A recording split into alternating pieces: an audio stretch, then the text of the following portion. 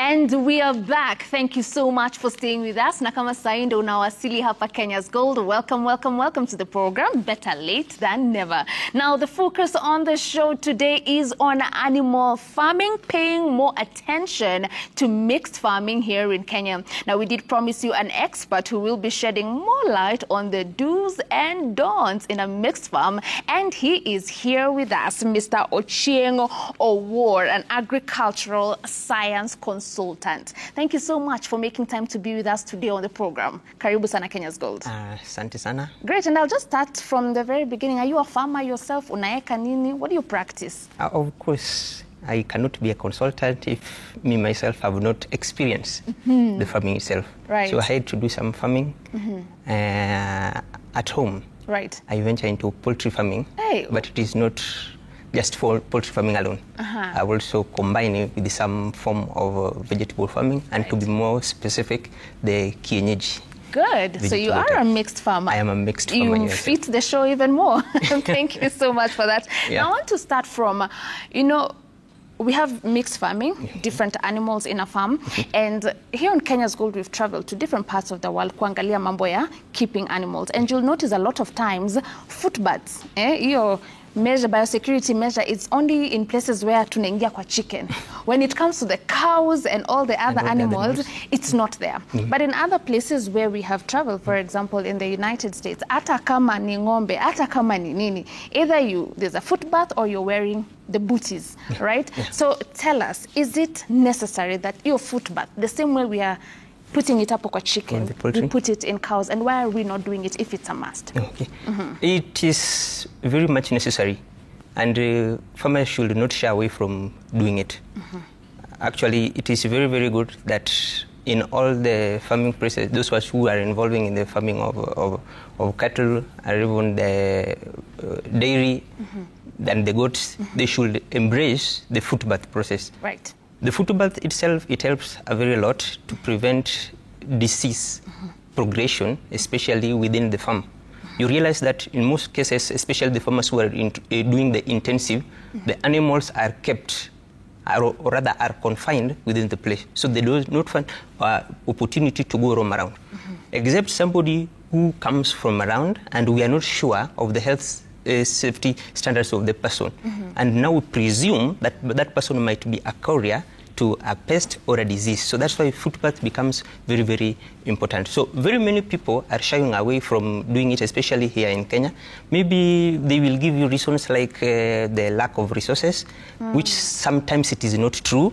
But in my own way of thinking, I think it is because of the knowledge gaps that they might be having not to embrace the footbath to help them in the hygiene and sanitation in their farm. Right, so there is an awareness problem. There is an awareness problem that they are supposed to be guided through. Right, so the same way we are having footbath hapo mali tumeka chicken, hapo kwa ng'ombe pia lazima tu. Hapo kwa ng'ombe and even the goats and the sheep. Generally all types of animals which are kept. Right. They are not supposed to be only left to the chicken alone. Right. Yeah. So if you have your animals, kwa wale ambao wanawacha waende nje wa graze and then they're coming back to the shed later, lazima wapitie hapo kwa hiyo footpath? Hiyo lazima nao wapitie because we assume that wherever they will be stepping when they go, there might be diseases and pests in the ground which they might be picking. And when they come, because they are in confinement, it can become chaos. So that's why they have to pass through that one. Right. The same to those people who are having access to the facility where these animals are kept. Right. Yeah. How often should you change your footbath? So the footbath generally should be changed between 4 to 6 weeks on a regular basis, or also it depends on the need. So there are very many factors which contribute to this one, especially when we talk about now the weather and the climate. During rainy season, we tend that the diseases might be very many. So when they go out and then they come, then the timeline of 4 to 6 weeks might be changed. It might be force us to reduce it to prevent the progression of diseases within the herd. Right. So also for a mixed farmer, given that you have different species of animals in your farm, there is also the challenge of diseases was in a spread rapidly. All right? I want you to talk to us about those very key practices ule mkulima ambaye anafanya mixed farming anafaa kuangalia so that they make sure they're able to control the diseases. Kwa sababu ule anaweka ng'ombe peke yake, it's kind of a bit easier to control kwa sababu the whole farm anajua ni ng'ombe tu, but here you have chicken there and then you have sheep here and maybe some pigs on the side. How do you manage the disease spread situation? Thank you very much. One of the factors that we are looking into when we are talking about mixed farming is about the compatibility of animals. And when we are talking about compatibility, there are some factors which contribute to this one, in that there are animals which are supposed to be kept together and animals which under no circumstances should not be kept together. For example, when we're talking about mixed farming and when we're looking at poultry, then we realize that poultry, because they have a high affinity of attracting diseases, then they should not be mixed with other wild birds. So if it is poultry that we have to find a mixed farming solution for the poultry, then other form of wild birds which are not maybe rare, then they're not supposed to be mixed with them. That is one of the things that will be helping to prevent disease within the herd. So kuku asichanganywe na other birds. Other birds, right? Especially the wild birds. Well, for example? For example, we have these birds which are not kept. They will be having access. You know, birds generally they do fly. Yes. It becomes very challenging to keep them off. Right. So we should try as much possible to go. For example, of one which was perceived to be a wild, but nowadays it is being treated like the guinea fowl. The guinea fowl. The guinea fowl. So we should not mix poultry, chicken and the guinea fowl. Right. But if, let's say, I don't have these other wild birds, or rather the birds that are presumed to be wild, na niko na tu kuku na ng'ombe, can they be close together? Ama pia kuna some level of distancing I need to put? Say ati tu ng'ombe ako hapa, just a step next is the cow, chicken, step next is the sheep. Is there a level of distance? Yeah, there is a level of this. Each and every animal requires its own space which it can be able to do its things comfortably. So when we overcrowd the space, then maybe there was one animal which is infected, then that one, it becomes very easy for these other ones to connect. So the first thing that we are supposed to do when we are constructing the structure or the house is the space. Right. In as much as we are bringing these animals together, we should know that each and every animal, they require different space. For example, the cattle will require a more space than the chickens. And when you bring them together, then that one should be brought into consideration. The space becomes very important. And then another thing that also we are supposed to be looking into is the hygiene or the sanitation of the whole place. Make sure that it is clean at all times and it is sterilized. Right. Things like the use of foot baths, that one becomes important, and it helps us to prevent the disease from entering into the structures. All right, thank you so much Mr. Ochieng Owuor for that. Umesema kuna wanyama ambao hawafai kuletwa pamoja, and even in your mixed farm, make sure that there's enough distancing from one animal, one species to the other. Si wote tu wamejazana hapo mali moja. It will help in controlling diseases in your farm. We're taking our second break now. We come back with a lot more here on the program. See you shortly. Now we are back here with Mr. Ochieng Owuor. We do want to continue learning so much about mixed farming, and what we have gathered kutoka kwa part 1. Ulisema kama wewe ni wa mixed farming na uko na kuku, usichanganye na birds kama guinea fowl, kama peacock, ostrich, and the goose, and goose, and goose. All right. But not ducks. Ducks can go hand in hand with the chicken, but not goose. Right. So the avian generally they have a problem when it comes to diseases. Right. The diseases, their susceptibility to infection, especially the airborne, is very, very high. Right. So that's why you will find most farmers, they are really crying when there is an outbreak in the village, and then you realize that when they were not properly vaccinated, then the whole village, all everything will be swept. Right. So these wild birds, we presume that they might be carriers to some of these diseases which are affecting the poultry. So that's why we discourage them being mixed together. Right. So we have to observe high standards of social distancing. Social distancing of the animals. Great. Now there's also the notion that when you are a mixed farmer, ni kama production yako inashuka kidogo compared to that person who is focusing on one particular agri-sector. Is that fact? Is that an assumption? Are you able to get optimum production with a mixed farm? As an expert, what do you recommend? Mixed farming is very, very interesting. It is one of the things which can really help you to improve your productivity highly. And it's also one thing which can really miss you. One of the components of the mixed farming that we are looking at is risk management. Right. So if you don't get the compatibility right, and also maybe there were some knowledge gaps when you are beginning this enterprise, then you will now fall on the other end of now, instead of you maximizing the profit from this enterprise, you will be losing.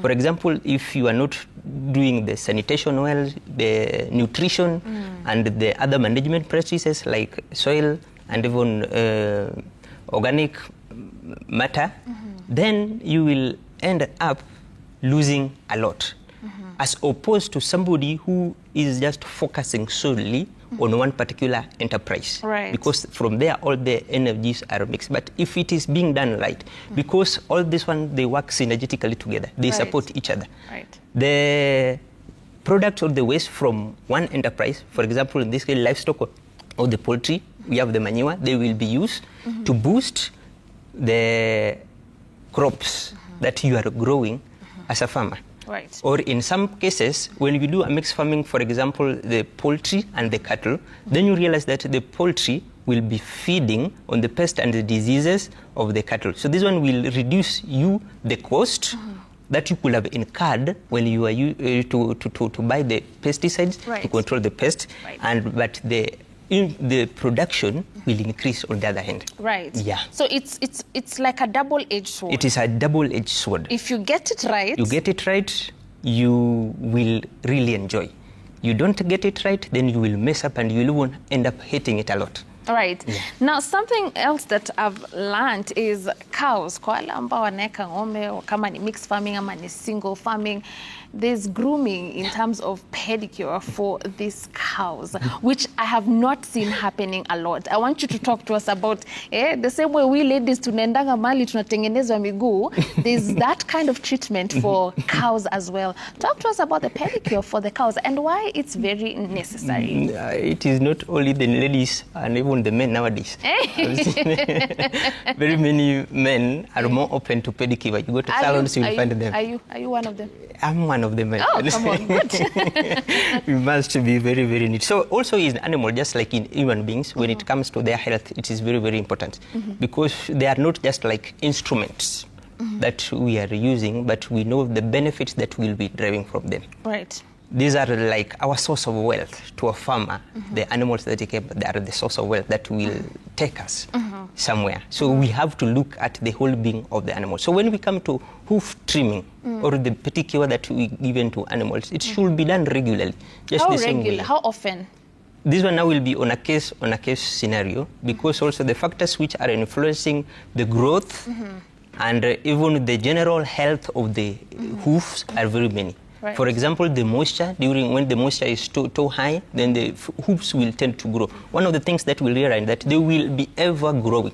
They will not reach a time that will stop to grow. Right. And also the condition or the place where the animal is. Right. So the animals, the hooves can be overgrown. That is one. If they are not trimmed regularly, they will be overgrown. Or number two, when they walk on hard places or rocky places, rocks might get in and they might get injured, and that one can act as an entry point to pest and diseases. And a farmer who is not following the footpath, then this one is going to be a problem, not only to the animals, but also can be to be affected. Right. So the hoof trimming, it should be done regularly, number one, to make the animal's life more comfortable, so that the hooves are not too much overgrown to hinder movement, and also because now there will be no stress when because of the cracks and the diseases and even the overgrown hoof, the productivity of the animal and the general health can be increased. All right. So your hooves of the cow, when they're in good shape, it also contributes to better production, whether it's milk or meat. Milk or meat. All right. Thank you so much for those insights. Later on, you'll be telling me who is the person that needs to do the hooves trimming. Nafaa kupeleka kwa nani? All right, but before we get answers to that, let us share some good news that we have for communities, individuals, and even organizations that have been actively involved in growing trees.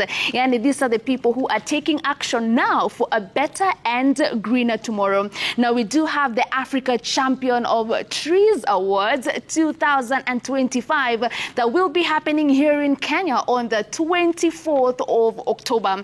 Now, this is an initiative of Kenya Forest Service and Blue Focus Africa, and what they're trying to do is really just celebrate the bazoos, the real OGs who are making sure that we are improving the state of our environment. Tumekuwa tukisema pollution is happening everywhere. The water is not looking good. The air we're breathing in is not looking very good. And this is because pollution has been happening, but we can mitigate it by growing trees.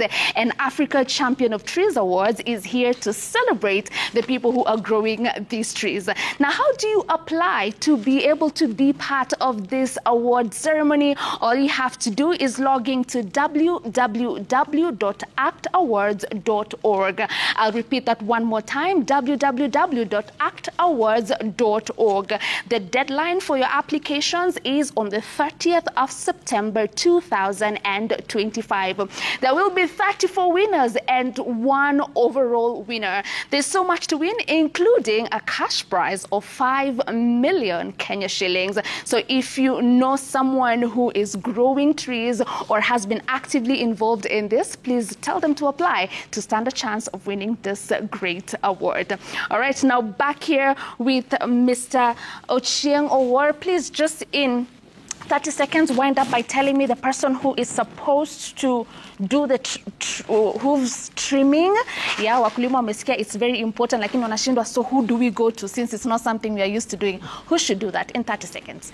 It is the farmer himself or herself who is supposed to be doing, because ideally they are the ones who are with the animals. But they are the ones who are training. I'm sure. So that is the problem, the knowledge gaps with the proper training. Originally, or in the past, there used to be agricultural extension officers which are going around to train the farmers. But nowadays, that program was scrapped off. But again, there are very many avenues where the farmer can learn. But also, even the tools that we are using, the hoof trimmer, the snipper, they can purchase it in the local veterinary, and they just do it. It is not a hard thing that they can do themselves. Them, the same way taking the nail cutter and trimming your nails. But I believe the extension officers need to get a bit more active on that, because it's not fair to tell a farmer, start trimming, you know. And that's a gap that we will definitely look into filling here on the program. At least umejua ni muhimu kufanyia ng'ombe wako pedicure. It will help in production. All right, thank you so much for being here. Tutamalizia na farm joke yetu. All right, today we were asking, and you're the one to give us the answer. There's a very unique word. The more you add letters to it, the shorter it becomes. So if you add 2 letters to that word, it becomes shorter. What word is this? Shorter in terms... Like inapunguka. Inapunguka. Yes, but when we add 2 letters, it becomes shorter. I cannot think of it. I only think of it. The ones you add, it becomes more longer. The ones you know, they become more longer. Yeah, I know. Which one? Death. You add 2 words, it becomes... All right. No. The answer, look behind you. Short. When you add 2 words, it becomes shorter. That I got it right.